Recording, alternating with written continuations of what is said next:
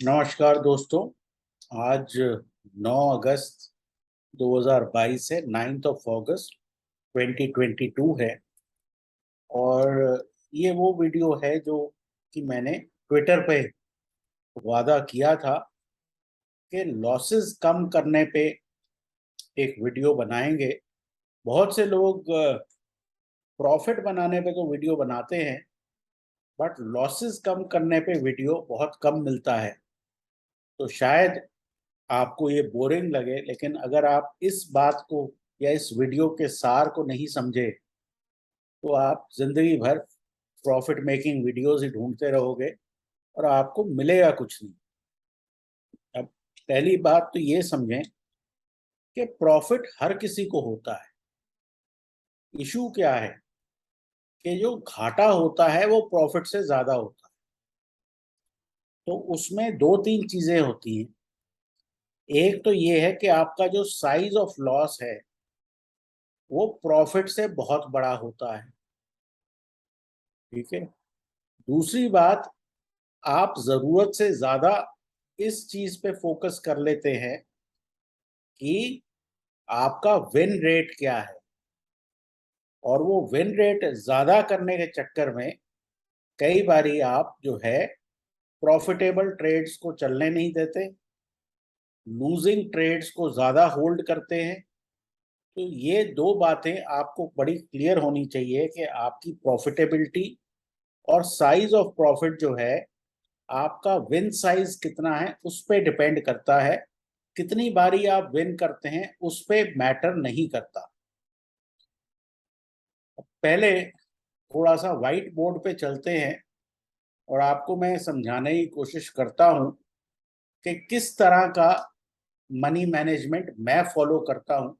ये जरूरी नहीं कि आप भी वही फॉलो करें, लेकिन ये कुछ आइडियाज हैं जिसपे आप अपना मनी मैनेजमेंट स्ट्रक्चर कर सकते हैं।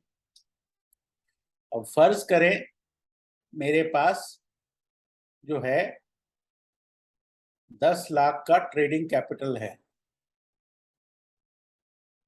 इसमें थोड़ा सा मैं कलर रेड कर लेता हूँ। ठीक है। ये 10 लाख का ट्रेडिंग कैपिटल है जो कि मैंने अपने ब्रोकिंग अकाउंट में रखा है। पहली चीज तो ये है कि ये ट्रेडिंग कैपिटल जो है मेरे ओवरऑल कैपिटल का 1/5 या 1/6 होना चाहिए। तो इस तरह के कैपिटल से मैं रिस्क लेना चाहता हूँ। तो जो मैं पोजीशन लेता हूँ वो पूरी 10 लाख की लेता हूँ। क्यों? क्योंकि मेरे पास ये एक्स्ट्रा भी है। नंबर दो, तो मेरा 10 लाख का 10 लाख रिस्क पे नहीं होता। मेरा एवरेज लॉस पर ट्रेड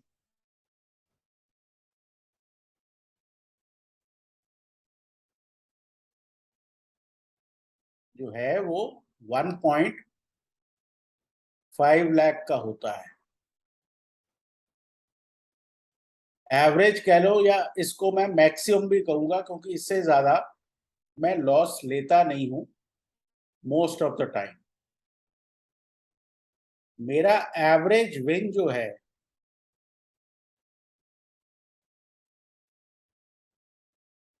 पर ट्रेड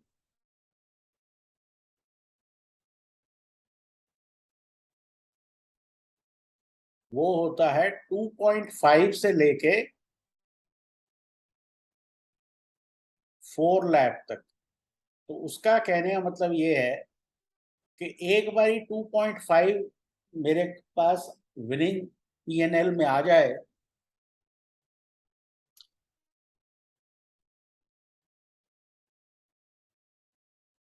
तो कम से कम 2.5 फिर मैं घर लेके जाना चाहता हूँ।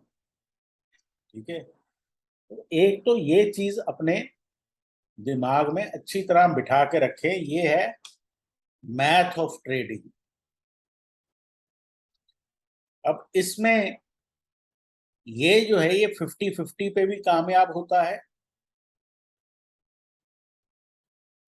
अगर आप ये 50-50 की जगह इसको थोड़ा इंप्रूव कर पाए, 60-40 विन टू लॉस रेशियो अपना रख पाए, तो इसमें स्पेक्टेकुलर इंप्रूवमेंट आती है। अब सवाल क्या है कि ये मैंने एवरेज लूजर आपको कहा है, बट ये मैक्सिमम लूजर है। अक्सर मेरे लूजर जो हैं वो 40,000 से लेके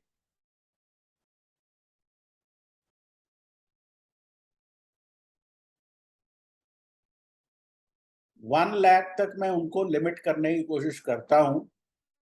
तो लूजर में छोटे 1.5 से भी छोटे रखने की कोशिश करता हूं। अब ये आप कैसे कर सकते हैं, इसमें ये है कि आपको किसी तरह की एडवांस इंफॉर्मेशन चाहिए।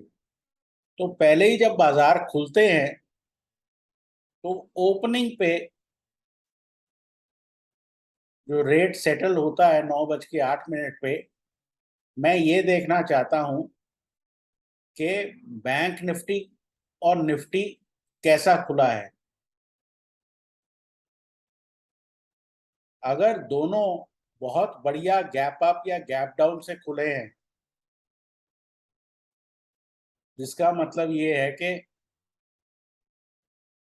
निफ्टी ग्रेटर देन 80 पॉइंट्स, मोटा मोटा, और ये फिगर्स चेंज होते हैं जैसे जैसे बाजार का लेवल चेंज होगा, और bank Nifty greater than 250 points, और सिमिलरली लेस देन 80 और लेस देन 250।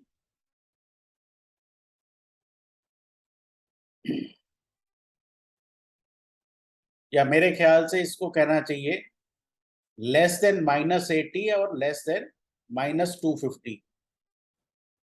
तो यहां बड़ा क्लियर है, दोनों ऊपर की तरफ हैं, तो बाजार जो है ऊपर की तरफ जाने का अंदेशा है। यहाँ पे दोनों नीचे की तरफ हैं, तो मार्केट जो है डाउन जाने का आपको जो है इनिशियल एनालिसिस है। अगर मान लीजिए निफ्टी जो है वो तो 80 पॉइंट ऊपर खुल रहा है, बैंक निफ्टी 50 पॉइंट ऊपर खुल रहा है, तो फिर इसमें जो है थोड़ा सा कॉन्ट्रडिक्शन है। अगर ये कॉन्ट्रडिक्शन है तो फिर मैं अपनी बुलिशनेस को टेम्पर करूंगा, क्योंकि इससे ये क्लियर हो जाता है कि निफ्टी जो है वो एक ही टांग पे चल रहा है। सिमिलरली अगर निफ्टी 80 पॉइंट्स डाउन है और बैंक निफ्टी 50 पॉइंट्स डाउन है, तो मैं खरीदारी की तरफ देखूंगा, लेकिन मैं खरीदारी बैंक निफ्टी में करने की कोशिश करूंगा। तो यहाँ पे मैं बैंक निफ्टी की वीकनेस देखूंगा, जहां पे ये दोनों ऊपर है लेकिन बराबर अमाउंट्स में ऊपर नहीं है, और यहाँ पे जहां दोनों नीचे हैं लेकिन बराबर अमाउंट्स में नीचे नहीं है, तो आप बैंक निफ्टी को खरीदारी की तरफ देखने की कोशिश करेंगे। अगर मान लीजिए निफ्टी 80 खुल रहा है और ये 250 खुल रहा है ऊपर, या निफ्टी नीचे 80 खुल रहा है और ये 250 डाउन खुल रहा है, तो ऑब्वियसली बैंक निफ्टी में ज्यादा स्ट्रेंथ है ऊपर की तरफ और नीचे की तरफ, तो आप वो इंस्ट्रूमेंट चूज करेंगे। अब मैं अपनी स्क्रीन पे 4-5 शेयर परमानेंटली लगा कर रखने की कोशिश करता हूं। उसमें एक होता है RIL,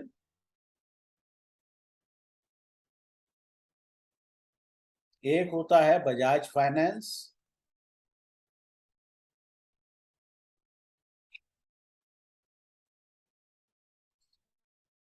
एक होता है HDFC बैंक,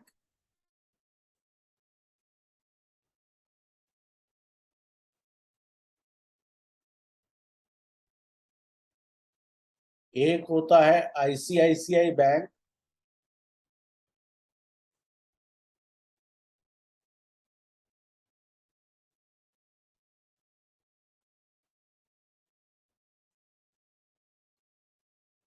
और एक निफ्टी और बैंक निफ्टी, प्लस मेरे जो वॉच लिस्ट है उसमें सीएनएक्स आईटी, टीसीएस और इन्फोसिस बड़ा प्रोमिनेंटली नजर मुझे आ रहे होते हैं at all points in time. तो वो 15-20 शेयर में अलग से उनके टिकर मेरे पास लगे होते हैं। तो इमीडिएटली अगर बाजार ऊपर खुल रहे हैं तो मैं इन 6 स्टॉक्स में देख रहा हूं कि कहाँ वीकनेस नजर आ रही है। कई बार ऐसा होता है कि बैंक निफ्टी बहुत जोरदार गैप अप करता है, लेकिन इमीडिएटली पहले 5 मिनट में ही एचडीएफसी बैंक में नेगेटिव बार बननी शुरू हो जाती है। तो वो आपको एक तरह की एडवांस वार्निंग देता है कि शायद बैंक निफ्टी का जो गैप अप है वो सस्टेन ना करे। सिमिलरली निफ्टी ऊपर खुलता है लेकिन पहले 5 मिनट में ही आरआईएल आपको बड़ी लाल बार बना के देनी शुरू कर देता है। तो ये अगेन एडवांस इंफॉर्मेशन होती है कि कहाँ प्रॉब्लम इमर्ज कर सकती है। हमेशा अगर आपको लॉसेस अवॉइड करने हैं तो आपकी नजर प्रॉब्लम्स ढूंढने में होनी चाहिए, ये ढूंढने में नहीं कि कौन सी बार ऊपर जा रही है। जो ऊपर जा रहा है वो तो आपको पता लग ही जाएगा, लेकिन अगर गैप अप है तो आपने ये देखना है कहाँ पे नेगेटिविटी आनी शुरू हो रही है। अगर गैप डाउन है तो कहाँ पे पॉजिटिविटी आनी शुरू हो रही है। तभी आप अपने जो है एवरेज लूजर को छोटा रख पाएंगे, जब आपको ये पता है कि कहाँ पे आपको प्रॉब्लम जो है हो सकता है आनी शुरू हो जाए। उसके बाद बहुत इंपॉर्टेंट है कि अगर आपने बड़ी ग्रीन कैंडल पे बाय किया और वो कुछ देर ऊपर गया चार्ट और फिर वहां से प्राइस जो है लो ऑफ द डे निकालना शुरू कर रहा हो, तो यहाँ पे आपको ये बात समझ में आ जानी चाहिए कि फॉलो थ्रू नहीं है, या प्राइस नीचे जा रहा हो और ऑल ऑफ अ सडन वो जो है मुड़ना शुरू कर दे और हाई ऑफ द डे ले जाना शुरू कर दे। उस केस में भी आपको क्लियर हो जाता है कि वीकनेस में फॉलो थ्रू नहीं आ रहा। ये बहुत बढ़िया सेटअप भी है, क्योंकि होता क्या है कि यहाँ पे इनिशियली लोग पोजीशन हो जाते हैं और जब वो फॉलो थ्रू नहीं मिलता तो ये डिक्लाइन आना शुरू हो जाता है। तो ये पहला हिंट होता है कि बाजार टर्न अराउंड कर रहा है। तो अगर आप लॉन्ग हैं तो अपना प्रॉफिट बुक करें या अपना स्टॉप लॉस नजदीक लेकर आए। ठीक है, बहुत बार बहुत शार्प वॉलेटिलिटी होती है, लेकिन वो वॉलेटिलिटी तभी होती है जब लो ऑफ द डे या high of the day market take out करती है। तो इस तरह से अपना आपको जो है हमेशा अंदाजा होना चाहिए कि कौन से पॉइंट पे आपको निकलना है। कई बारी बाजार खुले और इस तरह की कंसोलिडेशन में आ गए। अब यहाँ पे बड़ा क्लियर है कि यहाँ पे किसी तरह का सपोर्ट है, तो मेंटली आपका स्टॉप लॉस यहाँ आ जाना चाहिए। तो जहां कहीं भी आपको एक ऐसी कोई जगह मिल रही हो जहां से मार्केट टर्न कर रही है, तो वहां पे आपका स्टॉप लॉस पहले ही हो जाना चाहिए, ताकि अगर वो एरिया टेकन आउट हो तो आपको ये बात समझ में आ जाए कि ये तो जो है बाजार कुछ और करना शुरू कर रहा है। कहने का मतलब ये है कि अपना माइंडसेट ऐसा रखें कि जहां भी आपको पहला हिंट ऑफ ट्रबल नजर आए तो वहां पे आपको जो है जंप आउट करना है। वेट ना करें, खासकर ऑप्शंस ट्रेडिंग में, कि बिल्कुल मार्केट आपके अगेंस्ट चली जाए और फिर आपको समझ में आ रहा है कि जी ये तो कुछ और प्रॉब्लम हो रही है। अब जैसे फ्राइडे या मंडे की बात है, हमने एक बहुत बढ़िया ट्रेड लिया, उसमें बहुत बढ़िया हमने प्रॉफिट भी बुक किया। उसके बाद क्या हुआ कि हम मंथली ऑप्शंस में थे और हम वीकली ऑप्शंस में लॉन्ग पोजीशन ले ली।